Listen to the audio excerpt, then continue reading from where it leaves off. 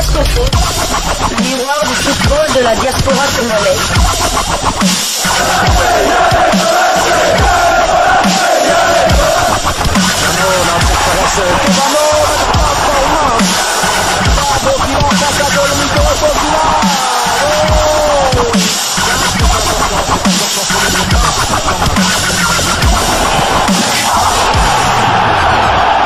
Diascofoot, le miroir du football de la diaspora congolaise.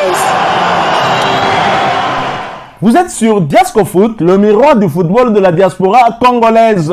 Diascofoot vous dit bonjour, tout le plaisir est pour nous de vous retrouver, mais surtout de savoir que vous êtes nombreux en train de suivre votre chaîne YouTube dédiée uniquement aux footballeurs de la diaspora congolaise.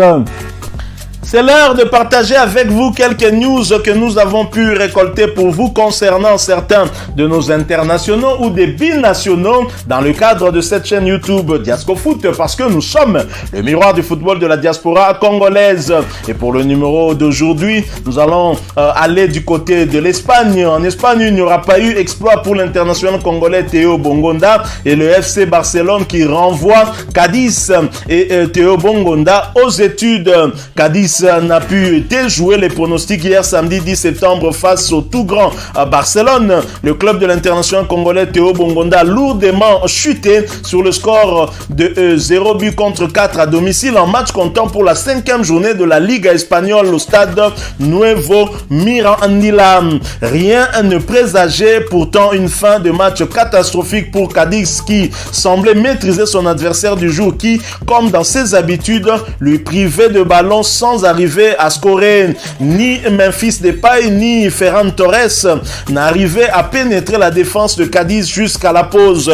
Le chemin de la croix de Cadiz débutait à la 55e minute lorsque Frankie de Jong arrivait à tromper le gardien adverse 1-0. Ce n'était que le début d'un malheur tout tracé puisque 8 minutes après son entrée en jeu, Robert Lewandowski concluait une action collective pour le 2-0. La désillusion était grande. Les espoirs se vaporisaient côté Cadiz en dépit de l'entrée de l'international congolais Théo Bongonda. Devant une passivité défensive des locaux, le dernier buteur Robert Lewandowski se transformait en double passeur, d'abord à la 90e minute pour Ansu Fati, ensuite à la 92e minute pour Dembélé. Score final 0 but contre 4. Théo Bongonda, qui vient à peine de signer dans cette formation, devra encore patienter pour savourer sa toute première victoire et même son tout premier but peut-être en Liga. Voilà donc pour ce qui concerne Théo Bongonda qui aura malheureusement chuté. Nous allons quitter l'Espagne, nous allons aller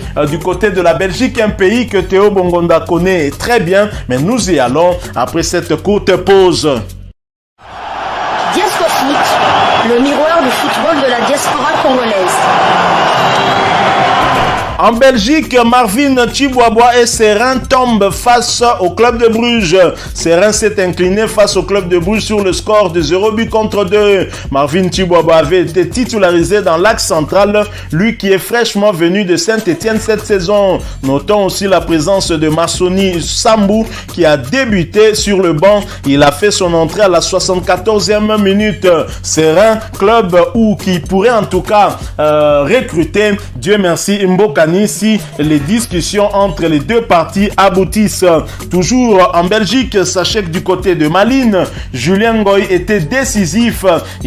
Son club a obtenu les 3 points à l'extérieur. Malines se déplaçait à Courtrai pour le compte de la 8e journée de la Jupiler Pro League belge et s'est imposé sur le score d'un but contre 4. Julien Ngoy était titulaire en pointe de l'attaque et il a délivré une passe décisive à la 41e minute pour le deuxième but de son club. Il n'a pas joué toute la rencontre puisqu'il a été remplacé à la 90e minute.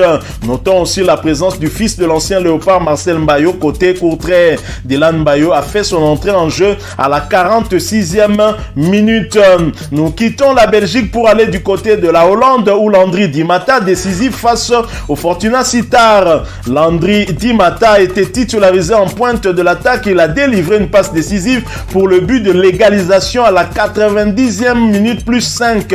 Nek Nimega a obtenu le nul, un but partout dans les ultimes secondes du match face au Fortuna à Sitar. Bravo à Dimata Landry, hein, et cette passe décisive va booster son moral, en tout cas nous l'espérons. Nous quittons la Belgique, nous allons nous diriger cette fois vers la Turquie, mais nous y allons après cette courte pause. Diascofoot, le miroir du football de la diaspora congolaise.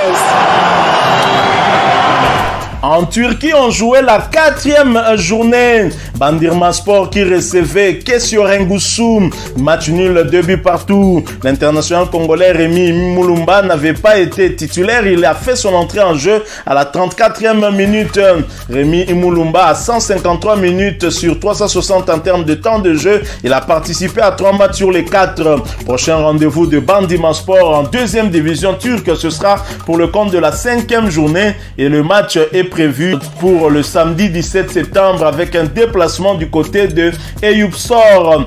Ce sera sur le coup de 17h heure de Kinshasa. Toujours en 2e division en turc, Sakaryaspor recevait Denizlispor. Victoire de Sakaryaspor à domicile 2 buts à 1. Kabongo Kasongo a inscrit un doublé d'abord à la 53e minute de jeu, puis à la 71e minute, offrant ainsi la victoire à son équipe pour le compte de cette 5e journée. Kabongo Kasongo a d'ailleurs été récompensé du titre de l'homme du match. Voici ses statistiques depuis le début de la saison. Il a participé en tout cas à 5 matchs officiels. Il a inscrit 4 buts et donné une passe décisive. À noter qu'il a reçu une note de 8.5 sur 10 au vu de sa très belle prestation pour la 2e fois consécutive. Et Kabongo Kasongo, en termes de statistiques, il a 4 tirs cadrés, 2 buts marqués sur 7 tirs tentés au total. Il a joué l'intégralité de cette rencontre pour la 5e fois consécutive. Sakaryaspor, son équipe, au terme de cette victoire, occupe la 4e place du championnat turc de 2e division avec 3 victoires, 2 défaites et 0 nul. 7 buts inscrits contre 4 encaissés. Kabongo Kasongo a 450 minutes sur les 450 possibles avec 4 buts inscrits et une passe décisive. Vous l'avez compris, il a donc participé à toutes les 5 rencontres. Prochain rendez-vous de Sakaryaspor, ce sera pour le compte de la 6e journée, ce déplacement sur le terrain de Samsunspor. Le match est prévu pour le dimanche 18 septembre 2022 sous le coup de 14h heure de Kinshasa.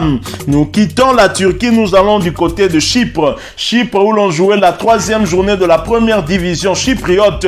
Akritas recevait Paphos.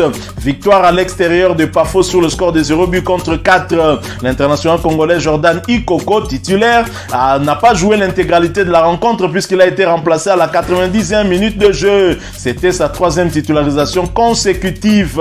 Et Jordan Ikoko et Paphos, du côté de Paphos en tout cas, 241 minutes en termes de temps de jeu sur les 270 possibles. Il a participé à tous les 3 matchs. Leur prochain rendez-vous, ce sera pour le compte de la 4e journée. Et Paphos va recevoir l'AEK Larnaca le 18 septembre 2022 prochain sur le coup de 17h heure de Kinshasa. Nous quittons Chypre. Nous allons aller cette fois-ci du côté de la Suisse.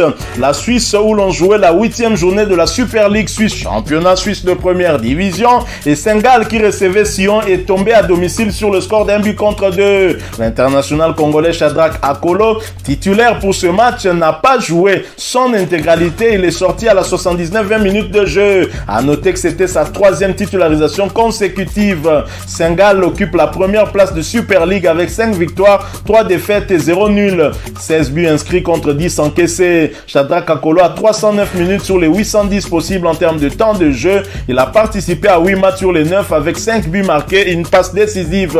Leur prochain rendez-vous, ce sera pour le compte du 2e tour de la Coupe de Suisse et ce déplacement sur le terrain de l'Étoile Carouge le samedi 17 septembre 2022 prochain sur le coup de 16h heure de Kinshasa. Nous allons terminer ces quelques informations qu'on a pu récolter pour vous en allant du côté de la première division à Malte où l'on jouait la 4e journée. Sirens recevait Amroun Spartans, défaite à domicile sur le score de 0 but contre 2. Elvis Soukissa avait été titularisé du côté de Amroun Spartans, mais il est sorti à la 56e minutes de jeu. C'était sa 5e titularisation consécutive. Elvis Soukissa a 864 minutes sur les 1080 en termes de temps de jeu. Il a participé à tous les 12 matchs et a inscrit 3 buts et a donné une passe décisive. Prochain rendez-vous pour Amroun Spartans en première division. Ce sera pour le compte de la 5e journée et Amroun Spartans recevra Floriana le samedi 1er octobre 2022 sur le coup